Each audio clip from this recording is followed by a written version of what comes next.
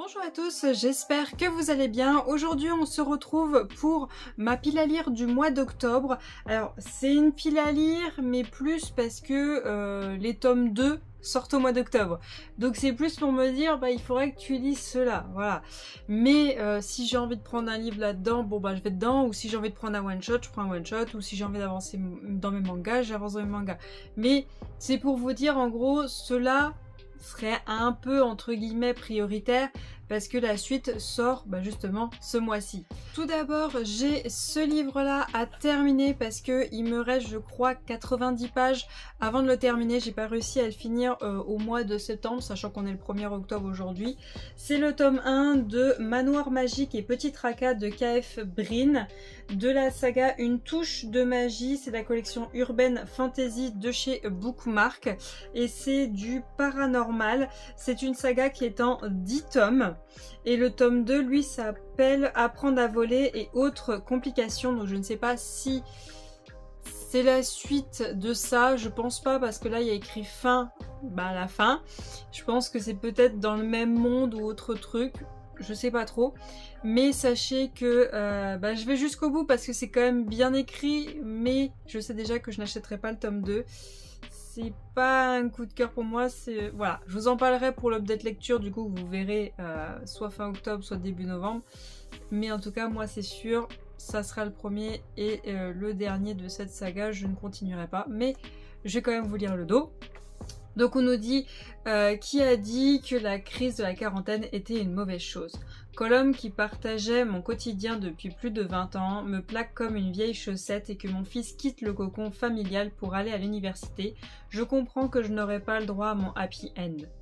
Qu'à cela ne tienne, je suis une fan forte, je peux recommencer à zéro et cette fois-ci je compte bien faire les choses à ma façon. Direction les contreforts de la Sierra Nevada pour m'occuper d'une maison séculaire qui m'a toujours étrangement fascinée. Et le majordome en cape qui pourrait décrocher le prix du pire coach de vie du monde ne va pas me faire changer d'avis.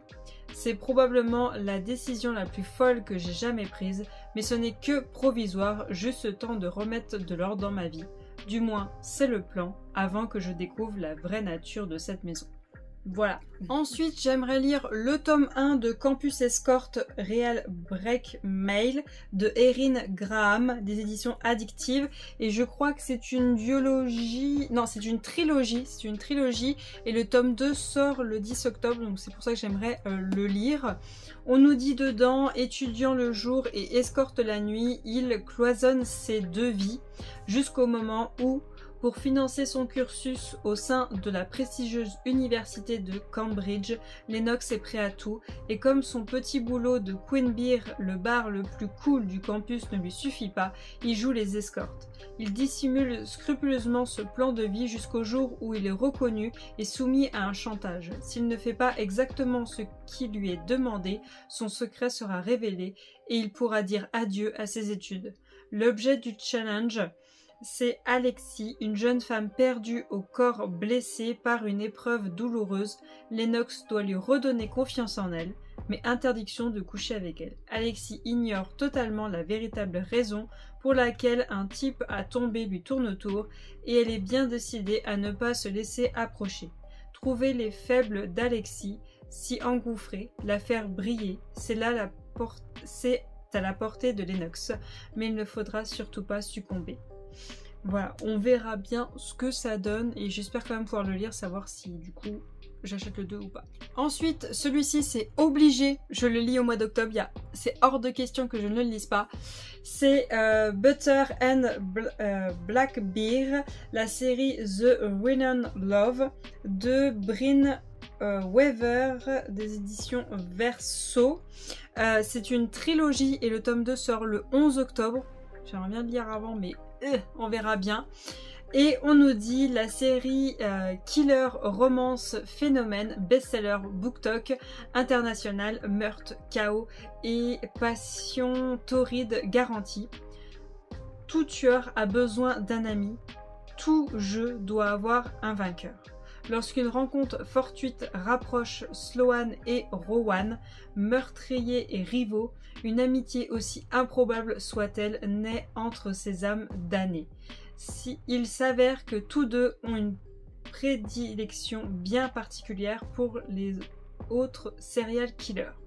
Les petites villes de Virginie occidentale à la chic Californie, du centre de Boston au Texas rural, les deux chasseurs se lancent dans une compétition annuelle, macabre et sanglante, qui les oppose aux monstres les plus dangereux du pays. Mais quand leur relation finit par évoluer, ils découvrent alors que les fantômes tourmentés qu'ils ont laissés sur leur passage ne sont pas loin, prêts à revendiquer bien plus que leur amour naissant. Sloan et Rowan parviendront-ils à s'extirper de leur jeu mortel ou ont-ils enfin trouvé un adversaire à leur taille? J'ai trop envie de vous faire un vlog juste pour ce livre.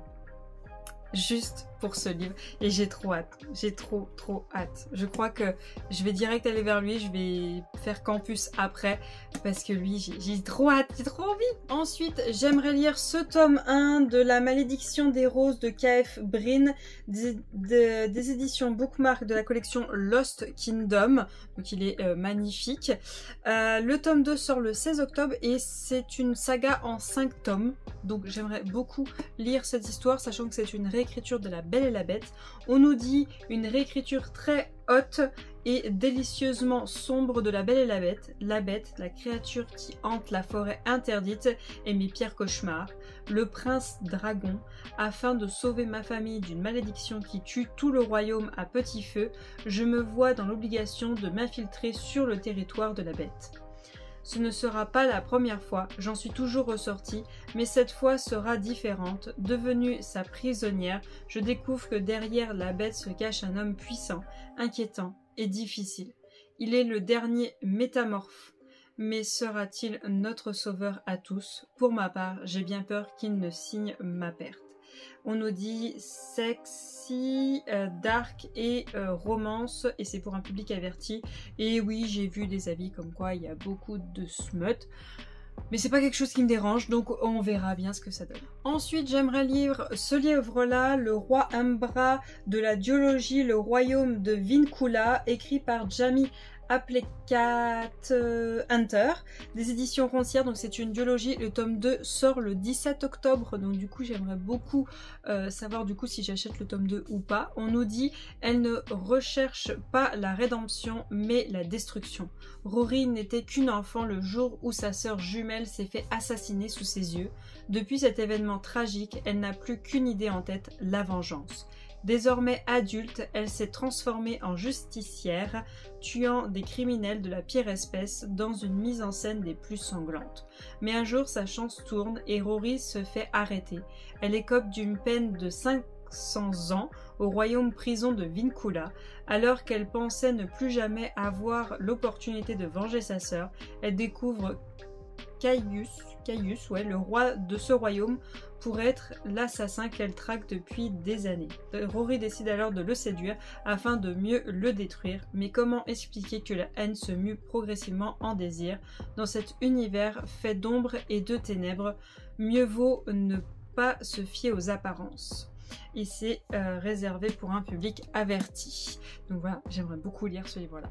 Et pour finir, pour ma sélection vraiment principale, parce que les tomes 2 sortent au mois d'octobre, j'ai ce livre-ci, Blessed and Disgrace, de la duologie La Déchue de Lwen, écrit par H. Alix des éditions Alixiria. Donc c'est une duologie et le tome 2 sort le 29 octobre, donc ça serait vers les derniers que je lirai. Puis même si je le lis pas tout de suite, en même temps je me dis c'est pas trop grave, c'est un brochet. C'est vraiment les reliés qui ont vraiment une priorité pour savoir du coup si j'achète le tome 2 et si je l'achète en relié ou pas.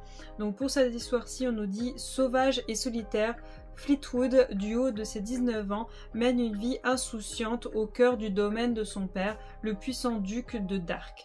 Au-delà de ses terres et de ses préoccupations, Ulwen est un royaume déchiré par des années de guerre civile et d'injustice. Pourtant, le règne du roi tyran touche à sa fin, et lorsque le meneur de la rébellion accèdent au trône, toutes les familles partisanes du souverain déchu se retrouvent traquées et exécutées. À la merci d'Hector de Lochlart, ennemi froid et insensible, Fleetwood est miraculeusement épargnée. Désormais condamnée à vivre aux côtés du bourreau qui a éliminé les siens, elle jure de ne jamais se soumettre à lui. Mais une ombre s'étend sur l'horizon, une menace venue de l'ouest liée au passé de la jeune femme et aux rumeurs qui l'entourent depuis son enfance. Romantaisie. Voilà, et par contre, vous voyez, ce livre normalement est vendu avec des marque-pages et je ne les ai pas. Il n'y a pas de marque-page. Voilà. Donc voilà pour ma pile à lire du mois d'octobre. Il y a quand même quelques tomes qui font un peu Halloween. Il y en a quelques-uns, ouais, trois qui font un peu Halloween, un où c'est une romantaisie et un où bah, c'est une romance contemporaine. On verra si j'arrive à lire ça parce qu'en fait je me suis rendu compte que quand je lis 2 tomes à la suite de par exemple de romantaisie ou de fantastique, et ben bah, je suis pas.